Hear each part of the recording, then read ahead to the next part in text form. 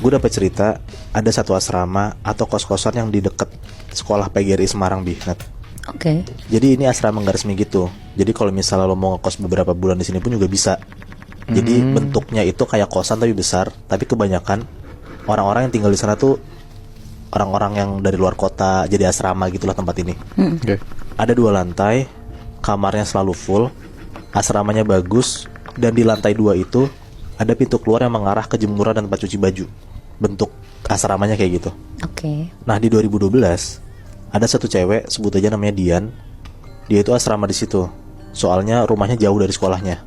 Pas awal-awal masuk asrama itu dan ngecek-ngecek, Dian tuh udah srek banget sama asrama ini, soalnya bagus banget tempatnya. Walaupun gedung tua, tapi ya terawat aja, vibes-nya enak lah gitu kata si Dian ini. Dan ini kan juga asrama yang selalu full kan, jadi dia ngerasa kayak ya ini pasti laris lah di Semarang. Rame nggak sepi gitu ya? Iya benar. Terus juga di asrama itu dapat laundry juga, dapat fasilitas itu. Jadi dia ngerasa kayak ya udah gue nggak perlu repot lah, kalau tinggal di sana bisa dicuciin bajunya. Nah Dian ini ngecek asrama ini bareng nyokapnya waktu awal-awal. And anyway nyokapnya ini peka banget lah sama hal-hal mistis. Sensitif berarti. Sensitif.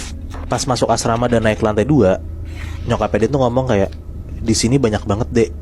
Dian jawab lah dengan santai kayak di mana aja mah.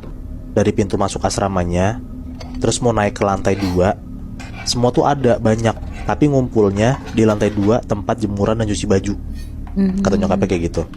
Dian santai aja karena kan asramanya rame, dan dia juga mikir jarang nyuci baju ke jemuran sana gitu loh, ke tempat jemuran sana. Cuma sekali doang lah, dan dia juga yakin banget kalau misalnya dia ke sana tuh rame-rame. Jadi pasti nggak akan mikirin kayak di tempat jemuran situ gue akan ketemu sama sosok segala macam, lalu dia nggak akan mikir kayak gitu. Karena di laundryin juga kan? Iya Kayak benar. jadi kayak nggak usah ke tempat jemuran sendiri gitu maksud lo? Oke. Jadi dia nggak peduliin lah sama hal itu juga, dan dia ngerasa gue tinggal di sini nggak ganggu, jadi santai aja. Berarti si Dian ini tuh nggak penakut ya, Moy? Nggak penakut. Nah ditambah lagi dia tahu nyokapnya bisa ngeliat kayak gitu, jadi makanya dia nggak takut, dia nggak mikir macem-macem kan udah biasa. Udahlah akhirnya Dian tinggal di sana selama beberapa bulan.